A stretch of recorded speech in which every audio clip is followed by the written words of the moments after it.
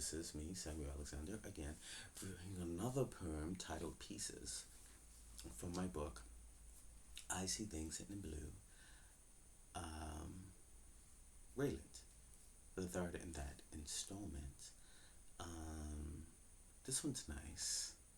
I remember when I wrote it, and I remember I even found a picture of a heart with a puzzle piece, and uh, to the side of it. And when I did book five, the original version and the updated version, I stuck to that hard because I said when I wrote a poem once, I just used a random stock photo because something I found on the internet, and I don't even know if I hunted it down, but I said what I want is a heart that's shaped like puzzle pieces, and a piece of that puzzle to be randomly, in the space. And both the original designer and the artist that I went to the second time, they got it. Like, it's the same.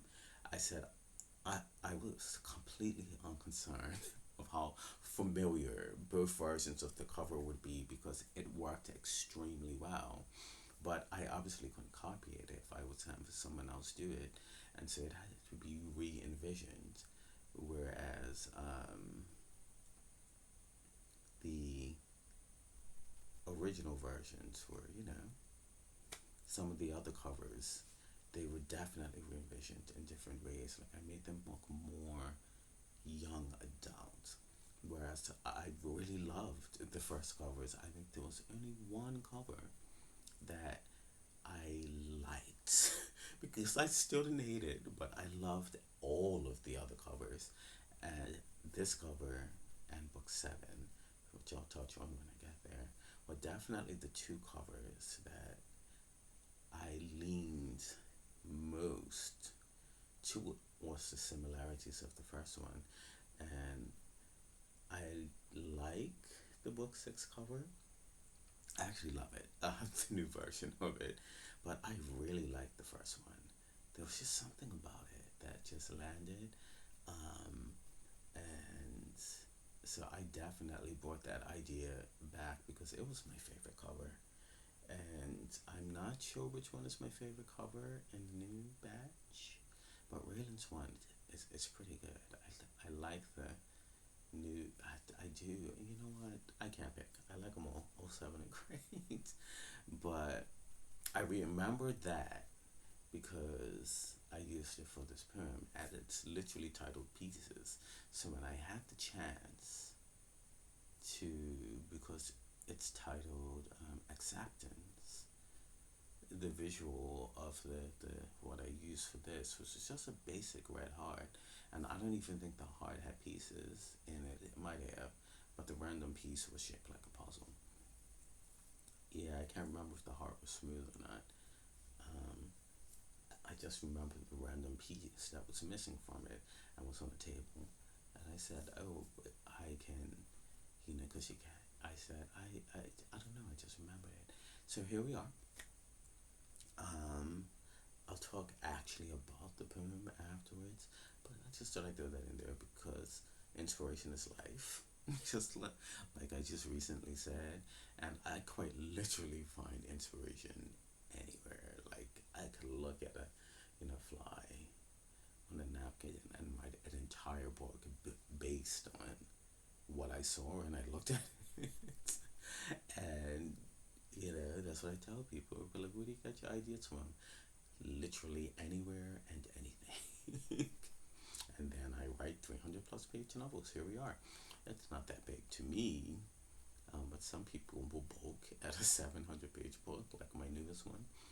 But it's all the same to me, 300 pages or 50 pages like this one. Yeah. I do not dictate how the inspiration flows. I just take what I'm given and I work with it. So here we are, pieces. Another lost love just broke my heart again, left me shattered again, no longer whole again. And as I cried and went through the usual, how could I be so stupid again? Let emotions blind me again. Fall for the same lines, lies, eyes that swear to tell me truths and misleading words that they hide behind again. I decide this time it will be different. I will do it the same as before. Walk back down the road of it must be me, self loathing pain again. Because if it is me, then something must change. I stare at my heart on the ground, the pain seeping out of it in red, leaving spots on the grass, and this time it was clear. I knew what must be done. I won't just pick them back up and move on. No, not this time. I see what I've been doing wrong. That piece right there that says fall for the same lies, I'm chalking too far away for me to find. And that piece that says I'm not as worthy as I am, disintegrated, lost in the wind. Self loathing and doubt I can do without. Selling myself for perceived love and giving freely of my trust, they cannot stay. They get in the way. And why is my inner strength so dusty? I shall buff it up all nice and brand new now. It's beautiful. I'll place it next to truth. Fear, I'll keep, but not such a big piece. And faith, I'll blend with hope and put them next to inner strength. The memories of sadness past, well, that is still worth keeping. I'll put it next to learning, so I'll grow from it, be better because of what it's taught me. Pain stays as well, and I'll place it next to peace, so in my darkest times I'll have the strength to survive. Happiness looks so beautiful. It was buried under pain. That's why I couldn't find it. All my pain was trying to hide it. And love, it seems, is everywhere. A little piece here and a little piece there, and oh, and there. It's the glue that holds me together. Reminds me how the good and bad should work together. Now I have the perfect balance of up and down, dark and light, weakness and fight. A little bit of all that I need, but right in the center. At the heart of things, there seems to be a missing piece. My heart appears to still be incomplete. Where is the biggest piece of all? Did I take the time to reconstruct for nothing? My joy in vain, my success soon to become pain? Did I throw away too much and not keep enough? Or did I keep too much? Whatever could I have done? And that's when I realized, oh, how could I have missed? It was so simple, so easy, uncomplicated, so sweet. If I had not left my heart on the ground for so long, I would have missed what I've been missing. The one thing I've never ever done before. I reached deep inside, and what I found was forgiveness. And with this final piece, the healing began. Um, this is definitely here because Reeland is an artist. But the real reason it's here is about the understanding, especially of his friends, that he needs to just embrace himself and just let things be. Will they still be perfect? No. We're still keeping some of the bad times and some of the sadness and some of the depression and most of the anxiety, pretty much all of the anxiety. If you're Dario, it's not going anywhere. It is what it is. Um, and allowing yourself to be okay with that. Be okay with the person that you are. And that requires a healthy splash of forgiveness. Or in some cases, not even a big healthy splash. You just need a little tiny bit of it. And it will blossom into what you need to make everything that I said previously in this poem concrete. Um, and that's why I like it so much. Because when I was writing it, I knew where I was going. And as I kept writing, I knew how I was going to get there. But I wasn't quite sure how it would end until I got really close to the end and made the conscious decision within a poem that's talking about success and new creation of yourself, an acceptance of yourself, to get to the end and suddenly be filled with doubt. Because even when things are going well, circumstances will create themselves. You don't have to be the problem. Sometimes the problem just comes, which is a big part of why I'm such a hater of a lot of movies and books, because they create trauma. But in the natural, real world that we live and breathe, the drama will find you all on its own. You don't have to do a thing to create the suspense or the tension.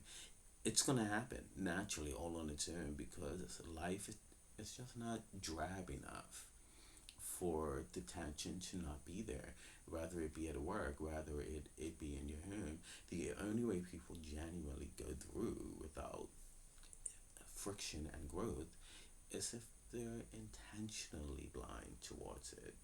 They just actively choose to think that things are just flat and boring and they're not complex and not simplistic in their complexity, you know, because sometimes the most simple things can be the problem and be the thing that causes the friction versus something so obvious, which is why you don't really know until it grows into something. It's like, oh man, if I knew that way back, 4 months ago, we wouldn't be here. But such is life. You don't have to find, look, seek, or create the problem.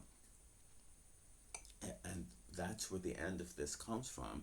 After all of that, after staring at it for so long on the ground, and putting the heart back together, being so meticulous about mending it back in a way where you would come out a new and better being, there was still a piece missing.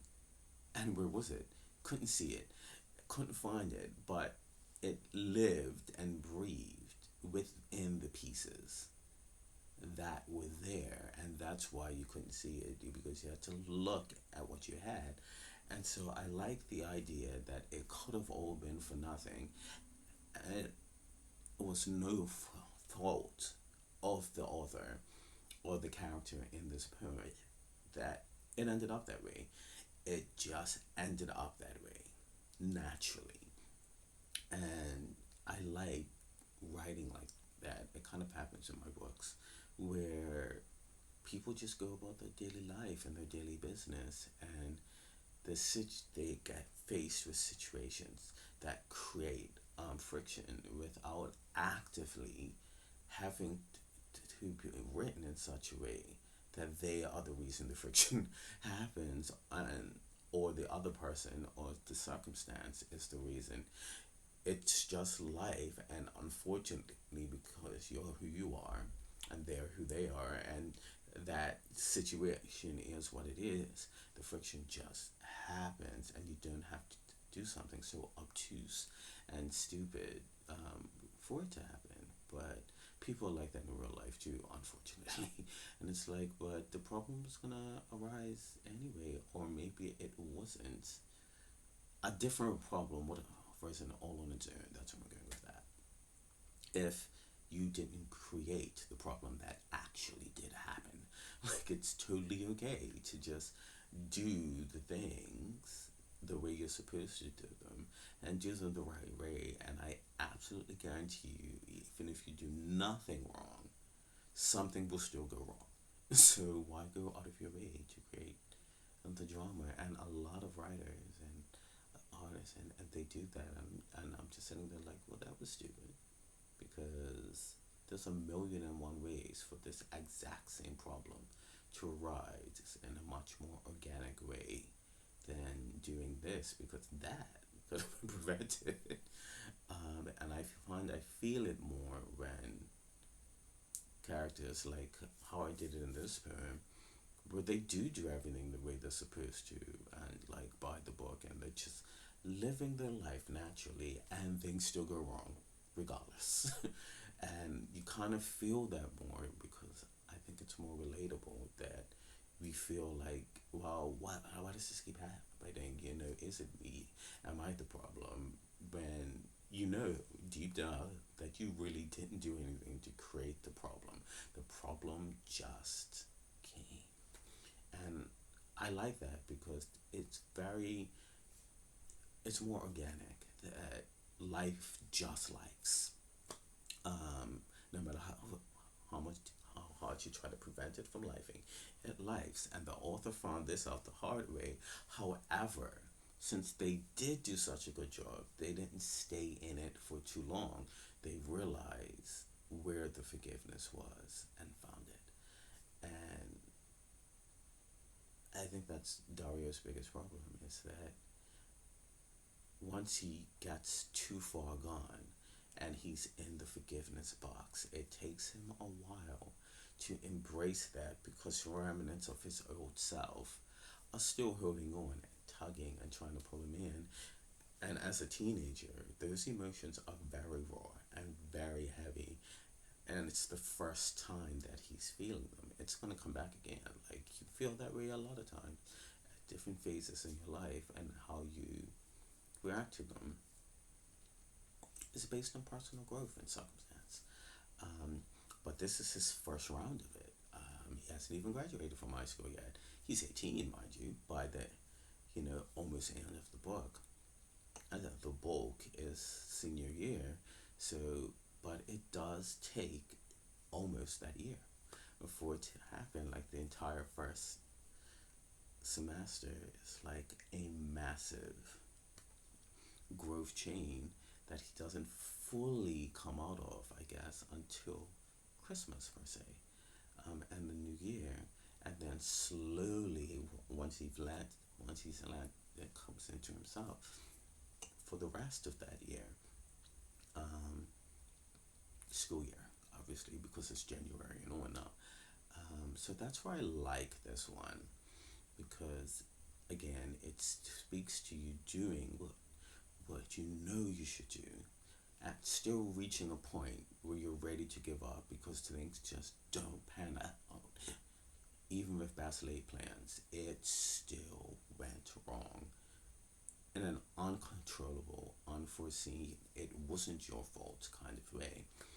And I don't know, that's a very relatable concept or easy to land in concept for me. So I like this, and I that's why I think it fits Dario very well. Dario, and it's definitely artsy enough to make sense for Raylan because she would definitely suggest to Dario or try to influence him to recognize that it's okay the way things are. And if you just looked a little bit deeper, like inspiration, you know, my inspiration is life. If you just took a step back and reassess, you'll realize that it's okay. The problem is here, and it may not even go away. How you use this circumstance to propel forward in life is on you. And she's definitely that kind of person, the type of person to give this type of advice. So that being said, if I keep talking, it's going to go for 20 minutes, and we're not doing that this fine day. So if you've made it this far, as per usual, thanks for stopping by.